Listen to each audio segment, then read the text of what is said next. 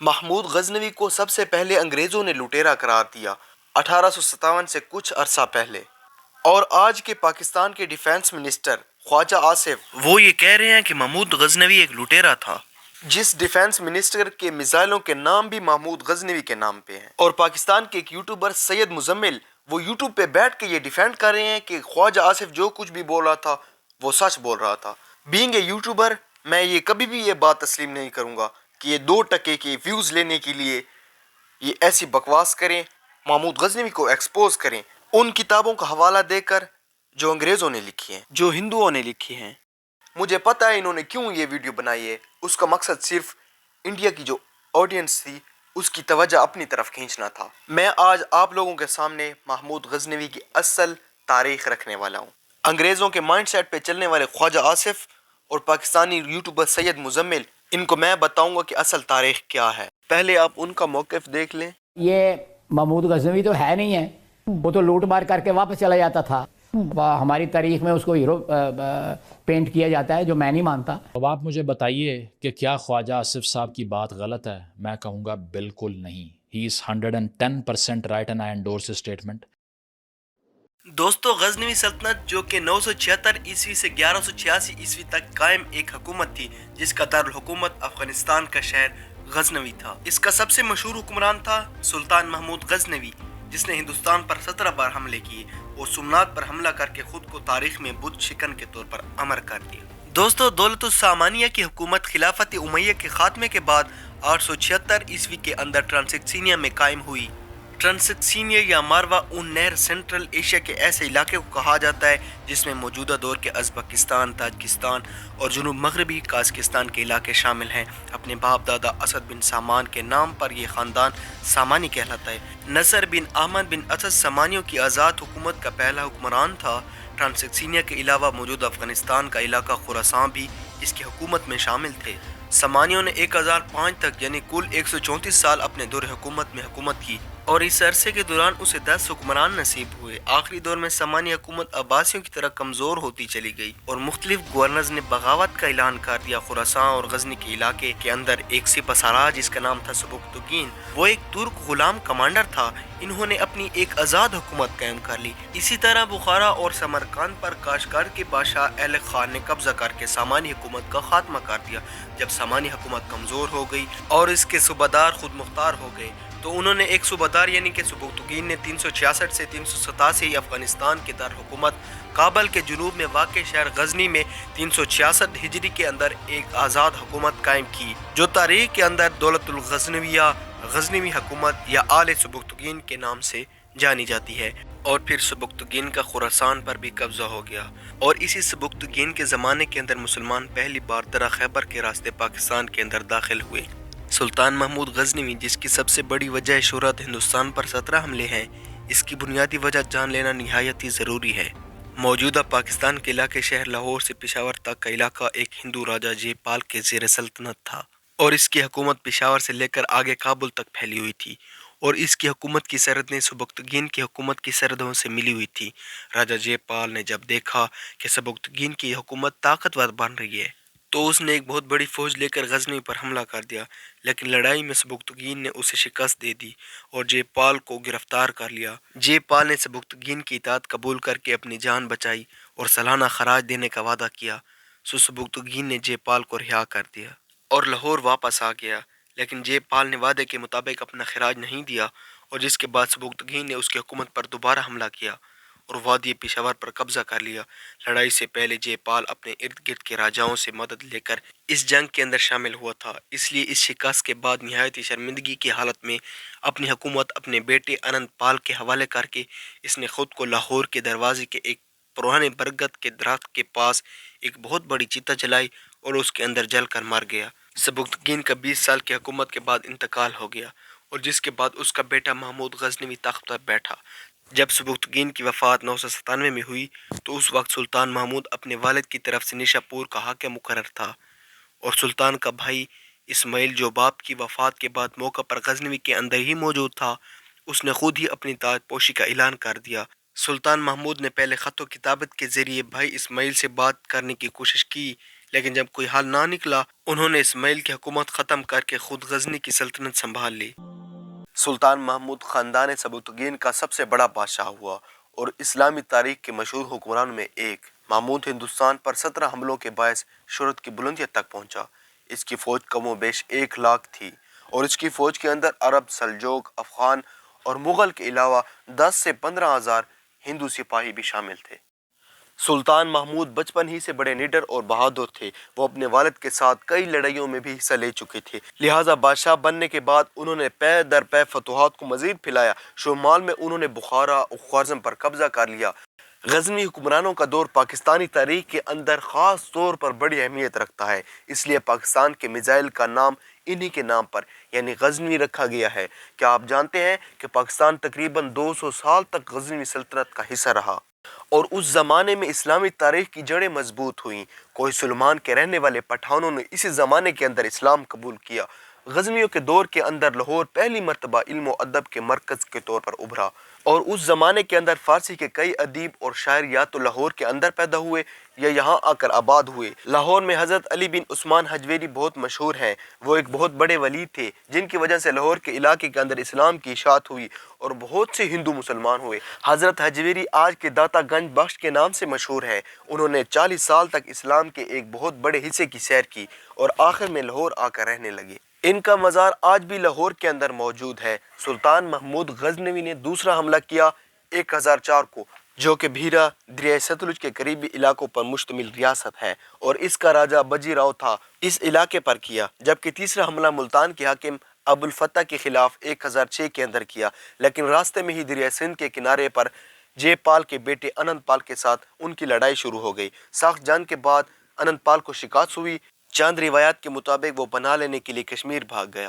اننت پال کو شکست دینے کے بعد سلطان محمود نے ملتان کا رخ کیا اور ملتان کو فتح کرنے کے بعد کہا جاتا ہے کہ ملتان کے حاکم جے پال کے پوتے سکھ پال کو مقرر کر دیا، جو کہ اس وقت اسلام قبول کر چکا تھا۔ جلدی سلطان محمود کو واپس ملتان آنا پڑا کیونکہ سکھ پال نے بغاوت کا اعلان کر دیا۔ 1008 میں سلطان محمود نے سکھ پال کو شکست دے کر معزول کر دیا، لیکن اسی دوران اننت پال جو کہ شکست کھا کر کشمیر بھاگ گیا تھا، اس نے واپس آ کر ایک بار پھر سے سلطان محمود کے خلاف اعلان جنگ کر دیا۔ اس کے ساتھ اننت پال نے اپنے ارد گرد کے راجاؤں سے مدد لے کر ایک بہت بڑا لشکر اکٹھا کیا اور 1008 کے آخری دنوں میں پھر سے دریائے سندھ کے قریب اٹک کے علاقے میں جنگ کا آغاز ہوا اور ایک خون ریز جنگ کے بعد اننت پال کو ایک بار پھر سے شکست ہوئی۔ 1009 کے آخری مہینوں میں ایک بار پھر سے سلطان محمود نے ہندوستان پر حملہ کر کے پہلے نارائن پور کی ریاست کو فتح کیا اور پھر 1010 کے اندر ملتان کے گرد و نواح کے علاقے اپنی ریاست کے اندر شامل کر لیے۔ 1004 کے اندر سلطان محمود نے اننت پال کے بیٹے لوجن پال کو موجودہ کوہستان کے علاقے کے اندر شکست دے دی اور مزید لوجن پال کی مدد کے لیے کشمیر سے آئے ہوئے ایک بڑے لشکر کو بھی شکست سے فاش سے دوچار کیا۔ 1015 میں سلطان محمود نے کشمیر پر حملہ کیا، لیکن برف باری کے باعث راستہ بند ہونے پر بغیر جنگ کیے انہیں واپس آنا پڑا۔ 1018 میں سلطان محمود نے پہلی بار پنجاب کے پار دریائے جمنا کے علاقے کے اندر اپنی فوج کو اتارا اور ہندوؤں کے مذہبی مقام متھیرا کو فتح کرنے کے بعد ایک مشہور ریاست قنوج کا محاصرہ کر لیا۔ قنوج کے راجا نے سلطان محمود کو صلح کا پیغام بھیجا اور سلطان محمود کے زیر اطاعت رہنے کی درخواست کی، جسے سلطان نے قبول کر لیا۔ 1020 سے 1025 تک 5 سال عرصے کے دوران سلطان محمود سلطنت کے شمالی مغربی حصے اور دریائے فرات کی وادیوں کی فتوحات کے اندر مشغول رہے، لیکن اسی عرصے کے دوران سلطان محمود کو اپنے مخیروں سے یہ اطلاع مسلسل مل رہی تھی کہ شمالی اور وسطی ہندوستان کی تمام ریاستیں سلطان محمود سے شکست کھانے کے بعد بدلہ لینے کے لیے ہاتھ میں مار رہی ہیں اور اب کی بار یہ تمام ریاستیں مل کر ایک ساتھ حملہ کرنے کی تیاری کر رہی ہیں اور اس مقصد کے لیے انہوں نے گجرات کے علاقے کاٹھیاوار کے اندر ایک بہت ہی مشہور مندر سومناتھ کو مرکز بنایا ہے، جو کہ سمندر کے کنارے پر موجود ایک عظیم الشان مندر تھا اور اسے پورے ہندوستان میں ہندوؤں کے درمیان ایک مرکزی اہمیت حاصل تھی۔ اس مندر میں موجود شیوا کے بت کی اہمیت کا اندازہ آپ اس بات سے لگا سکتے ہیں کہ شیوا کے بت کو غسل دینے کے لیے تازہ پانی روزانہ کی بنیاد پر دریائے گنگا سے لایا جاتا۔ جنگ کی تیاریاں زور و شور سے شروع تھی۔ سلطان نے پیشگی حملے کی تیاری شروع کر دی۔ غزنوی سے سومناتھ تک کا فاصلہ تقریباً 2600 کلومیٹر ہے، جس کے اندر 500 کلومیٹر طویل ترین صحرائے چولستان اور راجستھان بھی پڑتا ہے۔ اکتوبر 1025 میں سلطان کی فوج 30,000 سپاہیوں کے ساتھ غزنی سے روانہ ہوئی۔ جنوری 1026 کے اندر سومناتھ کے مندر کے قریب پڑاؤ ڈالا اور ہندوستان کے طول و عرض کے مہاراجے اور روجواڑے اپنی فوج کے ساتھ اس مندر کی حفاظت کے لیے موجود تھے۔ جنگ کا آغاز ہوا اور ایک سخت ترین مقابلے کے بعد سلطان محمود فتح یاب ہوئے اور اس مندر کو توڑ دیا گیا۔ یہی وہ مشہور جنگ ہے جس کی بنا پر ہندو مورخین نے سلطان محمود کی ذات کو ایک بڑا لٹیرا مشہور کرنے کے اندر اہم کردار ادا کیا۔ سومناتھ کا مندر اتنا بڑا تھا کہ ہندوستان کے سب راجے اس کے لیے جاگیریں وقف کرتے، اپنی بیٹیوں کو خدمت کے لیے وقف کر دیتے جو کہ ساری عمر کنواری رہتی۔ انہیں دیوداسیاں کہا جاتا۔ ہر وقت 2000 برہمن پوجا پاٹ کرنے کے لیے حاضر ہوتے، 500 گانا بجانے والی خوبصورت عورتیں اور 300 قوال جہاں پر ملازم تھے۔ سومناتھ کے بت کی چھت 56 ستونوں پر قائم تھی۔ وہاں مصنوعی سورج کی روشنی کا کوئی بندوبست بالکل نہیں تھا، بلکہ حال کی قندیلوں پر جڑے اعلیٰ درجے کے جوہرات یا ہیرے موتی اسے روشنی مہیا کرتے۔ سلطان محمود غزنوی سونے اور چاندی کے چھوٹے چھوٹے بتوں کو توڑنے کے بعد بڑے بت کے سامنے جا کر کھڑے ہوئے جو کہ 6 فٹ زمین کے اندر اور 9 فٹ زمین سے بلند تھا۔ اسی دوران شہر کے معزز سمجھے جانے والے ہندوؤں نے منہ مانگی قیمت اور مال و دولت کی پیشکش کی کہ جتنی چاہے دولت لے لیں لیکن سومناتھ کے اس بادشاہ بت کو کچھ نہ کہیں۔ سلطان محمود غزنوی کے دانشوروں نے مشورہ دیا کہ یہاں پر آنے کے لیے اور جنگ کا بہت زیادہ خرچہ ہو چکا ہے تو کیوں نہ آپ یہ مال غنیمت لے کر اس ملک سے واپس چلے جائیں۔ لیکن سلطان نے ان کی بات سن کر کہا کہ آج اگر میں نے تم لوگوں کی بات مان لی تو دنیا مجھے بت فروش کہے گی، لیکن میری چاہت تو یہ ہے کہ دنیا اور آخرت کے اندر محمود یعنی بت شکن کے نام سے پکارا جائے۔ یہ کہہ کر سلطان نے اس بت کے 2 ٹکڑے کر دیے، اس کا منہ ٹوٹ کر دور جا گرا۔ پھر سلطان کے حکم پر اس کے 2 ٹکڑے کیے گئے۔ اس کے پیٹ سے اس طرح بیش بہا قیمتی ہیرے جواہرات اور موتی نکلے جو کہ ہندوؤں کی بیش بہا جائیدادوں سے بھی 100 گنا زیادہ تھے۔ سومناتھ کے اس بت کو معجزوں کا دیوتا کہا جاتا اور ہندو اسے ناقابل شکست تسلیم کرتے۔ سومناتھ کے مندر کے اندر یہ سب سے بڑا دیوتا تھا، ہر وقت ہوا کے اندر معلق رہتا۔ اس بت کو مندر کے ایک بڑے کمرے کے اندر اس انداز سے لٹکایا گیا تھا کہ ہر شخص اس کی برتری کو تسلیم کرتا اور جو برتری کو تسلیم نہ کرتا وہ ایک بار سوچنے پر مجبور ضرور ہوتا کہ بغیر کسی سہارے کے، بغیر کسی زنجیر کے اور بنا کسی نظر آنے والی چیز کے سہارے کے بغیر اتنا بڑا بت ہوا کے اندر آخر کھڑا کس طرح سے ہے، اور اس کے معجزے کو دکھا کر لوگوں کے دلوں کے اندر اس کی ہیبت کو دکھایا گیا تھا۔ بہرحال جب سومناتھ مندر فتح ہوا تو محمود غزنوی اپنے مشہور مسلم دانشور البیرونی کے ساتھ اس بڑے بت کو دیکھنے کے لیے اس مندر کے اندر آئے تو اس بت کو ہوا کے اندر بغیر کسی سہارے کے معلق دیکھ کر چکرا گئے۔ محمود غزنوی نے حیران ہو کر البیرونی سے پوچھا کہ یہ کیا ماجرا ہے، یعنی یہ ہوا کے اندر بغیر کسی سہارے کے ہوا کے اندر کیسے معلق ہے؟ البیرونی چند لمحے سوچنے کے بعد ادب سے بولے کہ سلطان معظم اس مندر کی چھت کی طرف سے کچھ اینٹیں نکال دیں۔ سلطان کے حکم پر چند اینٹیں نکلوائی گئی۔ جب چھت سے البیرونی کی بتائی گئی جگہ سے کچھ اینٹیں نکالی گئی تو یہ ہوا میں معلق بت اچانک سے ایک طرف کو جھکنے لگا، جس کے بعد البیرونی نے بتایا یہ ہندو پنڈتوں کی مکاری ہے۔ یہ بت لوہے کا بنا ہوا ہے اور اس کے آس پاس مخصوص جگہوں پر بہت بڑے سائز کے مقناطیس لگے ہیں۔ یہ مقناطیس اس لوہے کے بت کو اس طرح کھینچتے ہیں اور ایسا محسوس ہوتا ہے کہ یہ بت ہوا کے اندر معلق ہے۔ میں نے مندر کی چھت سے کچھ مقناطیس کو نکال لیا تو یہ بت بھی آپ کے سامنے پڑا ہے۔ جب اینٹوں کا تجزیہ کیا گیا تو پتہ چلا کہ البیرونی کا تجزیہ 100% درست تھا۔ سلطان محمود نے آخری لڑائی 1027 کے اندر جو کہ دریائے سندھ سے دریائے بیاس کے درمیانی علاقوں میں لڑی، 2 سے 3 سال تک جاری رہی اور اسی دوران سلطان محمود بیمار بھی ہو گئے اور وہ اپنی زندگی کی آخری جنگی مہم 1029 کے اندر ایرانی علاقے رے کے اندر حکومت آل بویا کو شکست دینے کے لیے سر انجام دے رہے تھے۔ اسی دوران بیمار ہو کر 1030 کے اندر 59 سال کی عمر میں انہوں نے غزنی کے اندر وفات پائی۔ سلطان محمود غزنوی ایک بہت ہی دیندار اور رعایا پرور حکمران تھے اور رات کو بھیس بدل کر غزنی کی گلیوں کے اندر گشت کرتے، محتاجوں اور بیواؤں کو تلاش کر کے ان کی مدد کرتے، ہر سال ایک قرآن مجید لکھتے جسے ایک سال مکہ معظمہ اور دوسرے سال مدینہ منورہ بھیجتے۔ انہیں اپنے محلات بنانے سے ایسی عمارتیں بنانے کا شوق تھا جس سے مسلمانوں کو فائدہ ہو، چنانچہ ان کے دور کے اندر 400 سے زیادہ مدارس، خانقاہیں، مسافر خانے اور مساجد کو تعمیر کیا گیا۔ انہوں نے اپنے شاہی محل کے اندر بہت بڑا دواخانہ بھی قائم کیا جہاں سے عوام کو مفت ادویات ملتی تھیں۔ اسی دواخانے کے اندر آنکھ کی بیماری کی بڑی اچھی دوائیں دستیاب تھیں۔ اب آپ مجھے بتائیے کہ یہ کیسے چور اور لٹیرے حکمران تھے جو اپنی عوام کو اتنی زیادہ سہولیات دے رہے ہیں، راتوں کو جاگ جاگ کر گشت کر رہے ہیں اور پاکستان جو کہ 200 سال تک غزنی سلطنت کا حصہ رہا اور اس زمانے کے اندر اسلامی تہذیب کی جڑوں کو مضبوط کیا گیا، کیا چور اور لٹیرے حکمران ایسے ہوتے ہیں؟ سلطان نے بار بار ہندو راجاؤں کی بدعہدیوں اور ان کی وعدہ خلافیوں کے بعد ان کو سزا دینے کے لیے ہندوستان پر حملہ کیا۔ سلطان محمود نے ہندوستان کو فتح کر کے یہاں اسلام کا علم لہرایا اور یہاں پر مساجد تعمیر کرائیں۔ ان کے دور کے اندر علماء اور اولیاء نے تبلیغ سے ہندوستان کو اسلام کے نور سے بھر دیا۔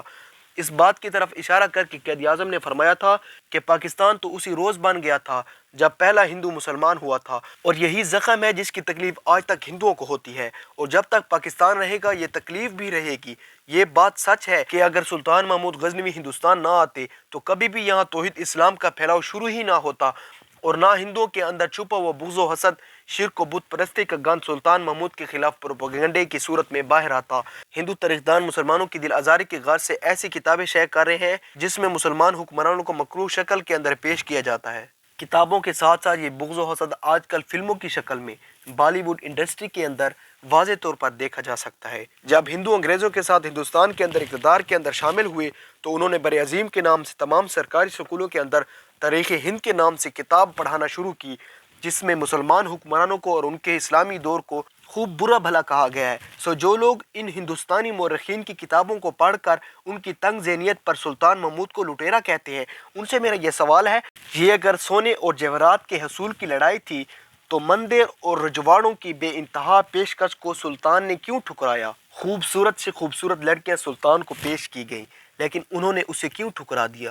کیونکہ یہ تو لازم ہے کہ جو کوئی بندہ ڈاکو ہوتا ہے تو اس سے آپ کوئی بھلے کی امید نہیں کر سکتے، وہ جائز اور ناجائز کام کے اندر فرق نہیں کرتا۔ اور سلطان کی تو ہندوستان پر 17 حملوں کے دوران 17 بیٹیاں بھی پیدا ہوئیں، اگر انہیں بیٹے کی خواہش ہوتی تو ان ہندو لڑکیوں سے شادی نہ کر لیتے۔ افسوس تو مجھے اس بات کا ہوتا ہے کہ جب ہم اپنے اسلاف کی تاریخ پڑھنے کے لیے ان ہندو کتابوں کی یا ان دشمنوں کی کتابوں سے تاریخ پڑھتے ہیں تو ایسے ہی لوگ اور ذہنیت سامنے آتی ہے، جیسا کہ ایک بار متھیرا کے اندر موسم کی وجہ سے سلطان کو شکست بھی ہوئی اور اس مندر کے بارے میں یہ مشہور ہو گیا کہ یہ ناقابل تسخیر ہے اور اس پر لگا جھنڈا ہندوؤں کی نشانی ہے کہ یہ کبھی بھی فتح نہیں ہو سکتا۔ اس وقت بھی کچھ بد عقیدہ مسلمانوں کا اس بت کو دیکھ کر ایمان ڈگمگانے لگا، اور آج بھی تاریخ کے اندر رد و بدل کر کے یہ سلسلہ جاری ہے۔ سلطان محمود نے دنیا کے اندر 33 سال حکومت کی اور اس وقت دنیا کے اندر سب سے زیادہ اثر و رسوخ رکھنے والے بادشاہوں کے اندر ان کا دوسرا نمبر ہے، جبکہ پہلے نمبر پر چنگیز خان، تیسرے نمبر پر سکندر یونانی اور چوتھے پر تیمور۔ یہ ایک حقیقی واقعہ ہے کہ 1974 کے اندر غزنوی شہر کے اندر ایک زلزلہ آیا جس سے سلطان محمود غزنوی کی قبر پھٹ گئی اور مزار بھی ٹوٹ پھوٹ کا شکار ہو گیا۔ اس وقت کے افغانستان کے بادشاہ طاہر شاہ محروم نے دوبارہ مزار کی تعمیر نو اور قبر کی مرمت کا کام کروایا۔ اس تعمیر کے مقصد کے لیے قبر کو پورا کھول دیا گیا کیونکہ یہ قبر نیچے تک پھٹ گئی تھی۔ جب قبر کو کھولا گیا تو قبر کے معمار اور قبر کی زیارت کرنے والے حیران رہ گئے۔ 1000 سال گزرنے کے باوجود اپنے تابوت کے اندر سلطان محمود ایسے لیٹے ہوئے تھے کہ جیسے کوئی ابھی ان کی میت کو رکھ کر گیا ہے۔ انہوں نے سیدھا ہاتھ اپنے سینے پر رکھا ہوا تھا اور الٹا ہاتھ اور بازو جسم کے متوازی۔ ان کے ہاتھ ایسے نرم تھے جیسے زندہ انسان کے ہوتے ہیں، لیکن انہیں مرے ہوئے 1000 سال ہو چکے ہیں۔ اللہ تعالیٰ نے یہ جھلک دکھائی کہ جو میرے محبوب کی غلامی اختیار کرے وہ بادشاہ بھی بنتے ہیں اور اللہ کے پیارے بن کر اس کے دربار میں حاضر ہوتے ہیں۔ شاید یہ زلزلہ بھی اس لیے آیا کہ اللہ تعالیٰ لوگوں کو یہ حقیقت دکھانا چاہتے تھے کہ انسانوں کی زندگی بہت مختصر ہے اور وقت تیزی سے گزر رہا ہے۔ وقت کے آگے طاقتور سے طاقتور بادشاہ بھی بے بس ہیں اور وقت کو کوئی نہیں روک سکتا، لیکن وقت پر جس شخص نے اللہ تعالیٰ کی مخلوق کی بہتری، بھلائی اور اللہ کی خوشنودی کو سب سے پہلے اوپر رکھا، سب سے محترم رکھا، صرف وہی شخص مرنے کے بعد بھی لافانی ہے۔ دوستو، امید ہے آج کی اس ویڈیو میں آپ کو بہت کچھ سیکھنے کو ملا ہوگا اور یہ ویڈیو آپ کو پسند آیا ہوگا۔ ویڈیو اچھا لگنے کی صورت میں ویڈیو کو لائک اور دوستوں کے ساتھ شیئر ضرور کیجیے گا۔ اب میں ملوں گا آپ سے ایک نئی انٹرسٹنگ ویڈیو میں، تب تک کے لیے اپنا بہت سا خیال رکھیے گا۔ Thanks for watching this video. اللہ حافظ۔